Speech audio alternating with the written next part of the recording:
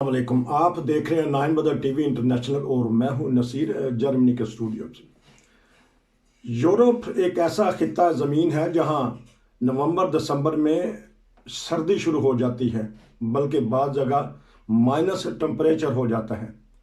इस minus temperature में भी गर्मा गर्म खबरें हैं, वो ख़ास तौर पे जो मुहाजिरीन के बारे में हैं। बेलारूस, पोलैंड और जर्मनी, ये तीन ममालिक इस वक्त ऐसी परेशानी में हैं कि हज़ारों के हिसाब से मुहाजिरीन जो हैं बेलारूस और पोलैंड की सरहद पर हैं, वहाँ से उनको क्रॉस भी कराया जा रहा है और ख़बर ये भी आई है कि वहाँ गिरफ्तारियाँ भी हुई हैं। हम चलते हैं इरफान खान साहब के पास, यूरोप की और बैन अल-अक़वामी ख़बरों पे उनसे तबसरा लेंगे। जी अस्सलाम वालेकुम। सर, ये बताइएगा कि रूस के सदर ने या बेलारूस के सदर ने या जर्मनी के सदर ने आपस में कोई टेलीफोन पे बात की हो, गुफ्तो शनीद की हो कि इतनी सर्दी माइनस टेम्परेचर में मुहाजिरीन जो खुले आसमान के नीचे बैठे हैं उनका कोई पुरसान हाल है? देखिए, इस मामले में दो पहलू हैं इस बात के। एक तो ये है कि जो लोग दबादब बेलारूस आ रहे थे फ्लाइटें भर भर के, उनको रुकवाया जाए कि भाई ये काम बंद करे बेलारूस जो है, और वो कहा जा रहा था कि रशिया की वहां पर कर रहा है। और दूसरा ये है कि जो बेलारूस पहुंच चुके हैं उन्हें वहां पर कोई फूड वगैरह मुहैया किया जाए, या पोलैंड में जो पहुंच चुके हैं वहां पर उनको फूड और सर्दी से बचाव का जो है कुछ ना कुछ बंदोबस्त किया जाए, और फिर देखा जाए कि आगे इनका क्या करना है। आया इनको जाहिर है पोलैंड में तो सारे नहीं रह सकते, उन्हें आगे किस तरह लेके जाना है। इस मामले में जर्मन जो एंजेला मैर्केल है, इन्होंने रशिया के सदर से भी बात की थी, और उसके बाद एक ये स्टेप जरूर उठाया गया है कि भाई वो फ्लाइट्स अब आनी बंद हो गई है जो उतर रही थी वहां पर। और यहाँ पर भी पोलैंड के अंदर काफी 2 कैंप जो है वो उन्होंने फ्री करवा लिए हैं महाजरीन से, और उनको बाकायदा महाजर कैंपों के अंदर ले गए लोगों को, जिनमें 195 बंदे भी थे, एक में 500 बंदे थे। इस तरह पिछले 4-5 दिन के अंदर उन कैंपों को जो है खाली करवाया गया है। और लेकिन उससे ये हुआ कि भाई लोगों ने पहले तो धावा बोल के बॉर्डर क्रॉस करना चाहते थे, अब छोटे छोटे ग्रुप्स के अंदर जो है वो दाखिल हो रहे हैं लोग पोलैंड के अंदर। और उससे लगता यही है कि शायद ये पॉलिसी का हिस्सा है कि भाई पोलैंड की जो बॉर्डर पुलिस है या वहां पर जो सिक्योरिटी, वो उनको दाखिल होने दे रहे हैं। बास को गिरफ्तारियां भी कर रहे हैं, बास को फिर वहां से कैंपों में पहुंचाया जा रहा है। अब कैंप दोनों तरफ बने हुए हैं, इधर रूस की तरफ पोलैंड में भी कैंप बनाए गए हैं और बेलारूस में भी कैंप बनाए गए हैं, और लोगों को वहां ले जाया गया, क्योंकि जो 11 आदमी मर गए थे एक रात के अंदर सर्दी में, उसके बाद से ये स्टेप उठाया गया है। लेकिन यह कि जो इंडिविजुअल्स हैं वो अभी भी कोशिश कर रहे हैं। अभी भी कल ही 3 बंदे गिरफ्तार किए गए हैं वहां पे बेलारूस के, जो बेलारूस से पोलैंड के अंदर दाखिल करवा रहे थे लोगों को, और उनमें एक जो है वो जर्मन है, बाकायदा बाय बर्थ जर्मन, मतलब कोई गैर मुल्की नहीं जो उसने जर्मन नेशनलिटी ली हो, बल्कि खुद जर्मन है। वो भी ये है कि फैमिलीज को बॉर्डर क्रॉस करा रहा था, तो उसको गिरफ्तार किया गया है। अब बहरहाल जर्मनी के अंदर ये इस वक्त सवाल उठा हुआ है, SPD जिसने अगली गवर्नमेंट बनानी है, वो इसमें सबसे आगे है कि भाई इन कैंपों में जो लोग वहाँ कैंपों में लोग इकट्ठे हुए हैं, इनका क्या किया जाए और इनको कबूल किया जाए। और पीछे से जो एक असलम आ रहा था वो उसको रोक दिया गया। अब जो लोग आगे हुए हैं इनको जर्मनी भी कबूल करने वालों में शामिल हो। तो अब देखें, डिस्कशन में ये बात आ गई है, और अभी तक तो जो यूरोपियन दूसरे कंट्रीज हैं वो इस तरफ नहीं आ रहे थे कि भी लोगों को लिया जाए, लेकिन जब बड़ा कंट्री की आवाज बुलंद करता है तो फिर यकीनन उसके ऊपर काम धरे जाते हैं। असल मसला तो ये है कि इस वक्त गवर्नमेंट एक किस्म की ओवरटेक गवर्नमेंट है जर्मनी में, तो जब तक नए कांसलर या नई हुकूमत रियासत कायम ना हो जाए, नए मिनिस्ट्रीज ना बन जाए, नई हुकूमत ना आ जाए, उस वक्त तक इस पर फैसला करना मुश्किल है। लेकिन अब नजर यही आ रहा है कि जब तक ये गवर्नमेंट कायम नहीं हो जाती, अब चंद दिनों की बात है, उसके बाद फिर ये है कि जर्मनी कुछ ना कुछ लोग कबूल कर लेगा, और बाकी यूरोपियन मुल्क भी कुछ ना कुछ कोटा सिस्टम के तहत बंदों को ले लेंगे। तो ये बताइएगा, जो जर्मन गिरफ्तार किया गया वो इंसानी हमदर्दी की खातर NGO के तहत वो लोगों को इधर उधर ला रहा था, या कोई दूसरा गरज थी उसके पैसे? नहीं, जब तहत खाता तो बंदा गिरफ्तार नहीं होता। एनजीओ का कार्ड होते हैं, एनजीओ की वर्दी पहनी हुई होती है, बाकायदा इलीगल लोगों को क्रॉस कराने से गैर कानूनी काम कर रहे थे। तो जब पोलैंड की हुकूमत ने इजाजत दे दी, मुहाजिर कैंप भी बन गए, तो फिर तो ये इसके ऊपर ऐसा इल्जाम इजाजत का लफ्ज मैंने नहीं इस्तेमाल किया। ठीक, एक रास्ता बहरहाल पैदा किया है उन्होंने जी, किसी न किसी तरीके से, कि लोग जो सर्दियों में पड़े हुए बॉर्डरों के ऊपर उन्हें पहुंचाया जाए। अभी तक वो ना तो उन्होंने मेरे ख्याल असाइलम को कबूल किया है, ना उनको असाइलम अप्लाई करने की इजाजत दी है। एक जिसे कहते हैं नो मैन लैंड नहीं होती, उस टाइप का सलूक जो है इसको तो वहाँ है कि भाई पोजीशन इस किस्म की है कि वहाँ पे एक कैंप्स बना दी गए, कम से कम लोगों को सर्दियों से महफूज किया जाए। ठीक, आर्जी तौर पर उनको ठिकाना दिया ताकि वो खाने पीने का या सर्दी से बच सके। जो 11 आदमी इसमें मर गए हैं, उसमें कोई एशियन भी हैं या खवातीन, बच्चे या मर्द, या कोई पता लगा? ज्यादा एशियाई अरब लोग ही हैं, ज्यादा इराक शराब के लोग हैं। अच्छा, उनमें एक बच्चा भी शामिल है। अच्छा, एक बच्चा भी इसमें। तो लेकिन ये बताइएगा कि जो बेलारूस की हुकूमत के जो वीज़े जारी कर दी थी धड़ाधड़, उसमें अब कमी आ गई। आपने कहा फ्लाइटें नहीं उतर रही, तो वीज़े वगैरह बंद कर दिए इन्होंने देने।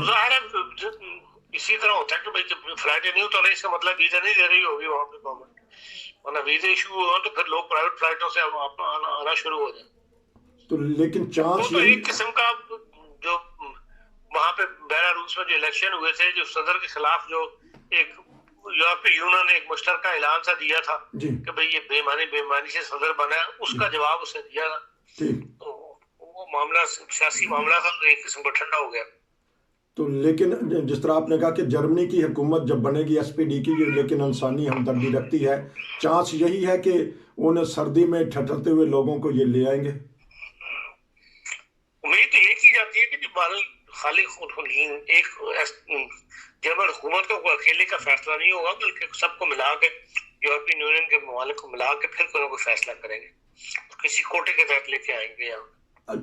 चलें, ठीक है, जो भी आएंगे कोटे के सिस्टम के तहत आएंगे। लेकिन पोलैंड भी तो यूरोपीय यूनियन का हिस्सा है, क्यों नहीं वहीं कर लेते कोई ऐसा सिस्टम कि उनको जल्दी से हेल्प मिल जाए।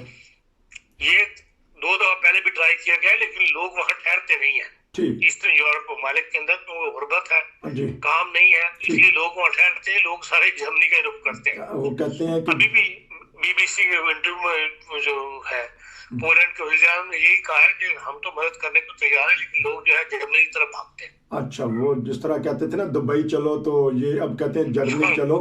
बहरहाल देखते हैं कि जर्मनी, बहरहाल हमेशा इनकी हुकूमत, जर्मनी के लोग खुले दिल से, खुले हाथों से मुहाजिरिन को लेते हैं, फिर मुहाजिरिन आके यहाँ इनके हाथ बटाते हैं। लेकिन अफसोस की ये बात है कि बेचारा एक जर्मन पकड़ा गया जो वहाँ से बंदे इधर उधर कर रहा था। अच्छा, ये बताइएगा, चाइना और जो सदर के अमेरिका के सदर हैं, इनमें आपस में मुलाकात हुई है कल। ताइवान का मसला छेड़ा कई दिन से उनकी आपस में बातचीत चल रही है, हुकूमतों के दरमियान भी, अब सदरों के दरमियान भी हो गई है बातचीत। जो मसले, जो ट्रेड के मसले थे, वो आहिस्ता आहिस्ता हल होने शुरू हो गए हैं बाइडेन के साथ, और यकीनन जो है इस मसले में पॉजिटिव रिजल्ट जो है वो सामने आएंगे।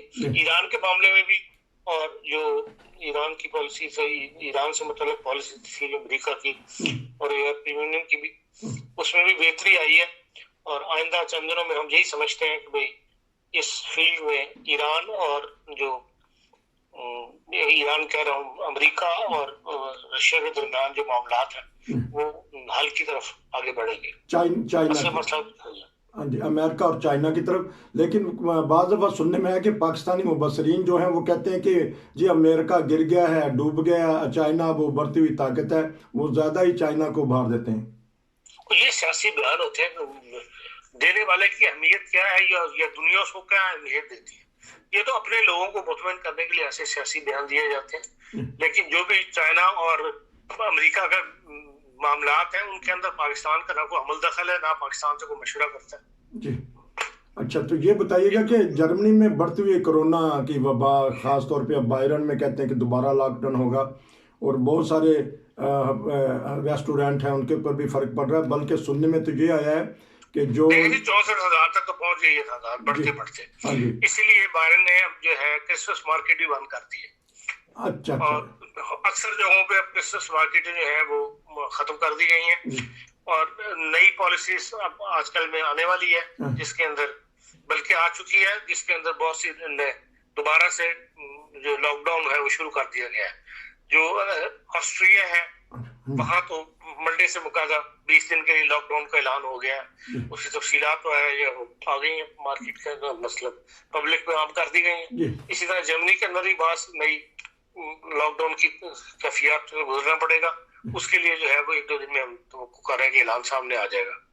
हाँ, तो अब तो सफरी पाबंदियां भी कुछ लगाई जाती हैं, इसलिए कि देखते हैं कि आया इन्होंने वैक्सीन वगैरह लगाई है कि नहीं लगवाई, और जो सा टेस्ट है तो जो स्नेल टेस्ट जिसे हम कहते हैं फौरी टेस्ट, उसका बाद दफ़ा रिजल्ट सही नहीं आता। तो इस बारे में हुकूमत क्या करेगी कि क्यों नहीं उसको ऐसा पायदार बनाया जाता कि उसका रिजल्ट भी तो दुरुस्त आए ना। बाद दफ़ा लेकिन कहा ही जाता है कि भाई जो किसी को कोरोना अगर हो जाए तो वो 5 दिन के बाद डेवलप होता है। ठीक, अगर किसी को अगर जैद को बकर से कोरोना लगे मिलने से तो फिर वो 5 दिन बाद डेवलप होता है। उन 5 दिन के दरमियान अगर किसी ने को टेस्ट करवाया तो वो नेगेटिव ही आएगा। ठीक, तो इसलिए ये है कि भाई बाहर जो मेन पुराना सिस्टम था जिसके अंदर सेंटर्स बनाए गए थे और टेस्ट शुरू किए गए थे वो दोबारा बहाल किया जा रहा है, और जो टेस्ट की कीमत थी वो भी वापस ले ली जा रही है। फ्री टेस्ट होंगे और हर बंदे को अब ये है टेस्ट करवाने पड़ेंगे, और उससे ये है कि पता लग जाएगा कि हाँ भाई मुल्क क्या सिचुएशन है इस वक्त मुल्क के अंदर कोरोना की नए केसेस की। तो क्योंकि आप मिलते जुलते रहते हैं एशियन कम्युनिटी को, कि इनके कारोबार पे जो असर पड़ रहा है, तो हुकूमत से वो फिर मदद लेंगे इस मामले में कारोबारी लोग? ज़ाहिर सबने लिया और आइंदा भी लेंगे। हुकूमत सबको मदद दे रही है जी, तो पहले भी दी और अब भी देगी जब भी जितना जितना किसको। लेकिन ये तो मदद का तरीका यही है जो किसने जिस हिसाब से टैक्स पे किया हुआ है, अपनी आमदनी शुरू की है, उसी में गवर्नमेंट मामूल साबित हो रही है। लेकिन अगर किसी ने टैक्सी की इनकम छुपाई हुई है जी, और जो गवर्नमेंट को शो किया था उसी के हिसाब से उसने मदद करनी है। आपका बहुत शुक्रिया कि आपने बैन अल-अक़वामी और यूरोपीय खबरों पे तबसरा किया। इंशाल्लाह फिर आपसे दोबारा मुलाकात होगी। ये था आज की बैन अल-अक़वामी खबरों के ऊपर तबसरा। नसीर को इजाज़त दीजिए।